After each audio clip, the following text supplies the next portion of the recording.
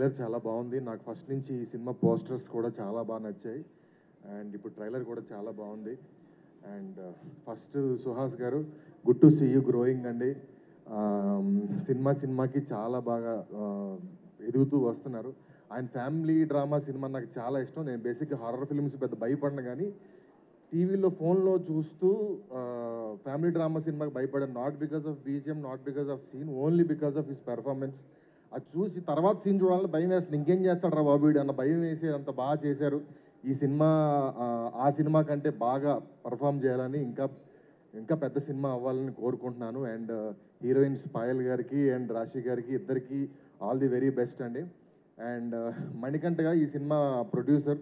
ఈ last cinema మా కాశీ చేసిన చిత్తమహారాణి సినిమాకి నేను ఒక్కసారి సపోర్ట్ చేసినందుకు మా మణికంఠ గారు నాకు 100 times 100 సందర్భాల్లో సపోర్ట్ చేశారు. ఆయనకి ఈ సినిమా చాలా చాలా పెద్ద సక్సెస్ అవ్వాలని కోరుకుంటున్నాను.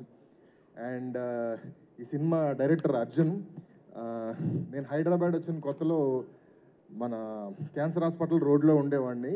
లక్కీగా మా పక్క రూమ్లో తోటసీన్ గారు అండ్ మన అర్జున్ ఇద్దరు మా పక్క రూమ్మేట్స్. వీళ్ళిద్దరు తర్వాత తెలిసింది సుకుమార్ గారు వాళ్ళ అసోసియేట్స్ అని. అంటే మేము పక్కింట్లో ఒక అమ్మాయి ఉంటే ఎలా సైట్ కొడతామో రోజు వెళ్ళి సుకుమార్ గారు అసోసియేట్లు అంట ఆర్య 2 సినిమా చేస్తున్నారు. అసలు ఏంటి అది చాలా పెద్ద విషయం. అప్పటికంటే ఒక అసిస్టెంట్ డైరెక్టర్గా జాయిన్ అవ్వడమే చాలా పెద్ద విషయం అనుకున్న రోజుల్లో ఇమ్మీడియట్ ఒక గోడ దాటితే మేము అసిస్టెంట్ డైరెక్టర్లు అయిపోతామో రేపు ఎల్లుండో అన్న ఫీలింగ్, అంత కాన్ఫిడెన్స్ వాళ్ళు ఇచ్చేవాళ్ళు. వాళ్ళు ఎప్పుడైనా స్నానంకి వెళ్ళినప్పుడు వాళ్ళు మార్నింగ్ రాసుకున్న సీన్ పేపర్లు బుక్లో రాస్తుండేవాళ్ళు. ఆ బుక్ వాళ్ళ స్నానంకి వెళ్ళగానే అబ్బాబా వెళ్ళి ఆ బుక్ తీసి 2 లైన్లు చదివేస్తే అసలు బయటకు వచ్చేటప్పుడు సుకుమార్ గారు సినిమా సీన్ చదివేసాం మనం, ఇంకా రేపు మాపో డైరెక్టర్ అయిపోతాం అన్న ఫీలింగ్. అంత అంటే ఆ చిన్న వచ్చిన కొత్తలో ఉండే ఆ ఇమ్మెచ్యూర్ ఫీలింగ్స్ అలా ఉండేవి. అలాగే ఎప్పుడన్నా ఒక్కసారి మమ్మల్ని సుకుమార్ గారి సినిమా షూటింగ్కి తీసుకెళ్తారేమో అని రోజు సమ్మర్లో రైతులు ఎలా ఎదురు చూస్తారో వర్షం కోసం అలా ఎదురు చూసేవాళ్ళం. ఫైనల్గా ఒకరోజు పిలిచారు, వెళ్ళాం.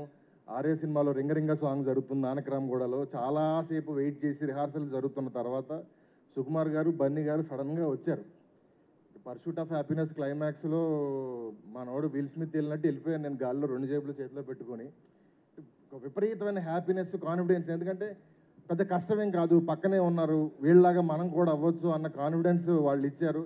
అలాంటి అర్జున్ ఈరోజు ఈ సినిమా చేశారు. ఆయనకి డెఫినెట్గా ఈ సినిమా సుకుమార్ గారి దగ్గర పనిచేసినందుకు గాను. అండ్ ఒక విషయం చెప్పాలి, నానక ప్రేమతో సినిమాలో ఆ స్కార్పియన్ ఫైట్ కూడా ఆయన దగ్గరుండి చేశారని ఒకసారి సుకుమార్ గారు చెప్తే విన్నాను. ఆయనకి ఎంత కాన్ఫిడెన్స్ ఉంటే అంత ఫ్రీడమ్ ఇచ్చుంటారు.